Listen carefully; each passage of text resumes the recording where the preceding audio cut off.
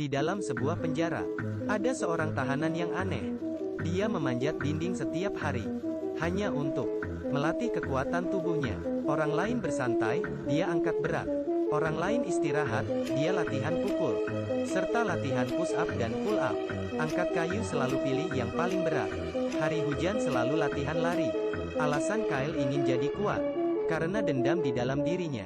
Sebelum masuk penjara, dia hanya pekerja buruh. Dan ada seorang istri yang cantik. Malam itu, seorang penjahat masuk ke rumah mereka. Kyle mendengar istri yang minta tolong. Dengan buru-buru, dia pulang ke rumahnya. Ketika sampai rumah, istrinya sudah terbaring berlumuran darah dan sudah meninggal.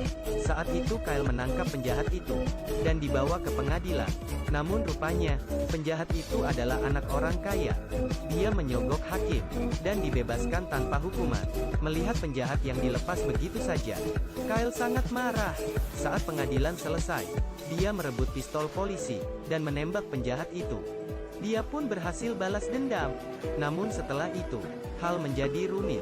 Dia dipenjara seumur hidup dan dikurung di penjara yang paling sadis. Tahanan di sini sangat ganas.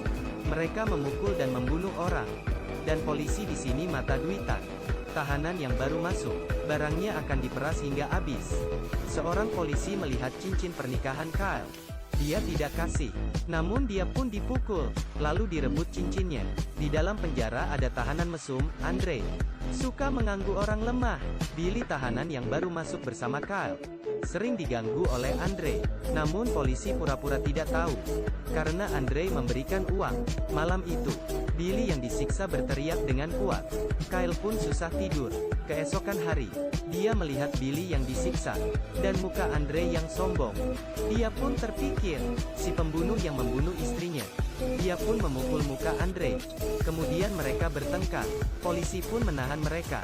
Namun mereka hanya menangkap Kyle dan melepaskan Andre, karena Andre memberikan uang. Kemudian, Kyle dikurung di kamar gelap. Ini adalah tempat yang paling seram di penjara. Melihat air kotor yang mengalir masuk dan sangat busuk, dinding yang dipenuhi bekas darah, membuat orang sangat takut. Setiap hari hanya diberi makan yang mirip makanan ternak, dan hanya bisa tidur di atas batu yang dekat dengan air yang busuk. Kyle pun sangat tersiksa. Tengah malam, dia membuat tali dari pakaian untuk gantung diri. Namun tali dari pakaian tidak cukup kuat. Dia pun menabrak kepalanya ke dinding kamar. Dia pun sangat pusing. Saat itu, seekor serangga terbang mendekati Kyle yang lemas. Lalu serangga terbang ke arah mangkuk makanan. Kyle pun mengambil mangkuk. Serangga pun menghinggap di sendok, seperti memberitahunya, makanlah agar bisa hidup. Saat itu juga, Kyle terpikir istri baik yang sudah meninggal. Dia kembali semangat untuk bertahan hidup. Dia pun makan makanan di mangkuk. Ketika Kyle keluar dari kamar gelap, polisi mengurungnya di sebuah kamar yang ada 4 kasur, namun hanya 1 orang tahanan. Polisi pun bilang, dalamnya adalah tahanan yang sadis. Sebelumnya 3 tahanan dibunuh oleh dia. Jika kamu tidak ingin mati, kasih saya uang, akan diganti kamar. Lalu Kyle pun dimasukkan ke dalam. Dia melihat seorang pria hitam yang seram. Kyle pun ketakutan. Keesokan hari dia menemui polisi. Dia pun memberikan semua uangnya, agar diganti ke kamar lain. Namun polisi bilang uangnya tidak cukup. Kyle pun sadar dirinya ditipu. Namun dia hanya bisa diam. Dia pun mengetahui bahwa ada 3 geng di dalam penjara itu yang sering berkelahi, dan Andre yang dulu dia pukul adalah tangan kanan salah satu geng dan seorang jagoan tinju. Benar, di penjara ini ada pertandingan tinju.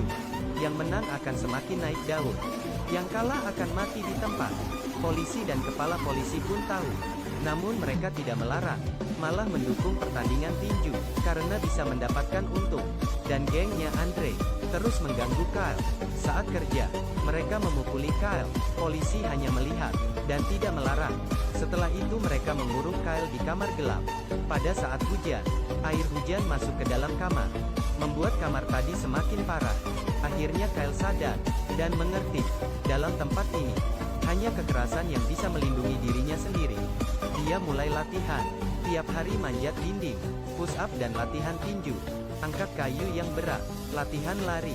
Setelah latihan beberapa bulan, Kyle pun bertanding untuk pertama kali.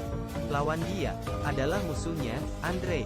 Pertama-tama Kyle dipukul dengan kuat, lalu ditendang perutnya, dan dipukul terus oleh Andre. Namun dia masih bisa tahan. Lalu saat ada kesempatan, dia melakukan pukulan balik, terus-menerus. Andre pun melawan, pukul dia dengan keras. Namun saat Andre bangun kembali, Kyle terus dipukuli. Andre pun melempar dia dengan kuat, dan terjatuh keras di tanah. Lalu dia tendang kepalanya dengan dengkul. Kyle yang dipukul hingga hampir pingsan. Saat dia ingin bangun, ditendang lagi oleh Andre. Lalu Andre menyeret dia, dan menabrak tiang besi dengan keras. Saat itu, Kyle menendang bagian bawah Andre, kemudian naik di atas dia, dan menggigit leher dia dengan kuat. Namun saat itu, polisi melihat ada yang salah, berusaha melalai mereka. Namun Andre yang digigit Kyle sudah meninggal. Melihat Kyle, polisi dan tahanan, serta ketua geng, semuanya pun terkejut. Mereka melihat sendiri Kyle yang menggigit leher lawannya, dan suara teriakan yang seperti binatang buas. Tidak ada yang berani mendekatinya. Dari saat itu, Kyle menjadi jagoan tinju yang baru. Cara dia bertarung, jika dipukul sekali, ditahannya, kemudian membalas dengan 4, 5, 6 pukulan, hingga lawannya terjatuh. Dan aturan tinju adalah, yang kalah akan mati. Jadi Kyle membunuh banyak lawan. Dia pun semakin naik daun. Dia memotong rambutnya, dengan gaya yang keren, seperti seorang ketua geng, yang dulunya sering dipukul, sekarang sudah menjadi kuat. Namun seseorang berbeda dengan Kyle. Dia adalah Billy. Dia hanya bisa kabur dari kekerasan di dalam penjara. Beberapa kali kabur, namun ditangkap lagi. Namun tidak putus asa. Hari itu, dia membuka pintu dengan kunci yang dia curi. Dan saat dia ingin mengambil gapit, polisi menemukan dia. Kali ini Billy disiksa dengan sadis. Polisi mengurungnya dengan pria yang kuat, dan disiksa hingga hampir mati. Sebelum Billy meninggal dia bilang, jangan berubah menjadi orang yang mereka inginkan. Kyle pun menyadari kesalahan dia. Dia mulai menolak kekerasan. Dalam satu pertandingan tinju, lawannya adalah tahanan yang membunuh Billy. Kyle langsung menyerah diri. Walaupun dipukul lawan, dia tidak membalas. Hal ini membuat ketua polisi merasa sangat malu di depan tamunya. Dia memerintah polis menangkap Kyle, kemudian diikat, dan memaksa dia untuk bertinju.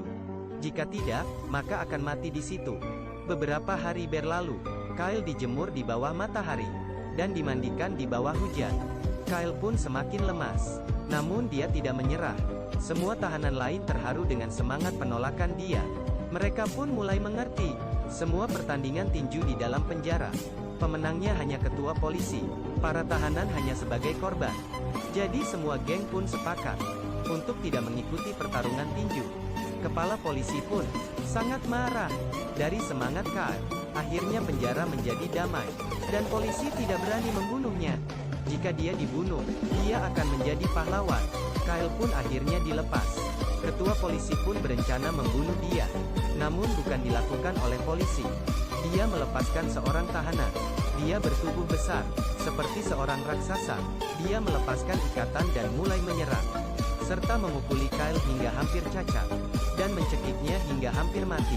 Pada saat itu juga, Kyle berusaha memukul pintu besi. Raksasa yang mendengar suara itu pun melepaskan tangannya. Rupanya, setiap Kyle dikurung di kamar gelap, dia mendengar orang sebelah mengetuk dinding. Dia pun akan membalas dengan ketukan. Dan akhirnya, mereka pun menjadi teman misteri. Dan dia adalah si raksasa. Si raksasa tidak pintar, namun dia mengenali Kyle, dan memegang muka Kyle. Ketua polisi pun sangat bingung. Dia memerintah bawahan menembak si raksasa. Si raksasa demi melindungi Kyle, dia menahan tembakan dan menyerang polisi, hingga mereka terluka parah. Dengan sisa tenaga, dia membuka pintu penjara, dan akhirnya terjatuh. Tahanan yang marah pun keluar, dan menyerang polisi. Kemudian kekacauan dimulai. Mereka merusak, membakar dan kabur penjara. Akhirnya polisi mengerahkan tim khusus untuk menembak mereka, dan menahan mereka. Pada kekacauan kali ini, Kyle bertemu dengan tahanan pria hitam itu. Rupanya dia bukan pembunuh sadis. Dia adalah seorang hakim. Orang yang mati di tangan dia adalah penjahat tingkat tinggi. Pria hitam itu menyimpan sebuah buku. Di dalamnya adalah bukti kekerasan polisi. Selama bertahun-tahun, dia memberikannya ke Kyle, agar Kyle melaporkannya saat di luar. Bagaimana cara Kyle keluar? Sudah direncanakan oleh pria hitam itu. Dia ingin Kyle mengikuti pertandingan tinju. Menang ataupun kalah, ketua polisi pasti akan membawanya pergi untuk dibunuh. Dan saat itu, adalah waktu yang tepat untuk kabur penjara. Akhirnya Kyle mengikuti pertandingan tinju. Lawannya adalah orang yang membunuh Billy. Kali ini dengan kekuatan penuh. Kyle melawan dia, lalu dilempar ke tiang kayu. Dan berhasil membalas dendam untuk Billy. Dan Kyle pun dibawa pergi. Saat di garasi mobil, pria hitam itu pun menyerang polisi dan membunuh para polisi. Lalu dia menyuruh Kyle memakai baju polisi dan pergi menggunakan mobil ketua polisi. Namun pria hitam itu tidak pergi. Dia masih ada hal penting yang harus diselesaikan. Dengan cepat, Kyle keluar dari gerbang penjara dan pergi dengan bukti kejahatan polisi. Dan akhirnya dia bebas. Akhirnya pria hitam itu masuk ke dalam kantor ketua polisi. Dia mengeluarkan pisau. Ketika polisi masuk, ketua polisi sudah dibunuh pria hitam dan masuk ke neraka. Akhirnya dia menerima karma dia sendiri. Apakah kamu menyukai film ini? Jika suka, jangan lupa kasih like dan jangan lupa subscribe.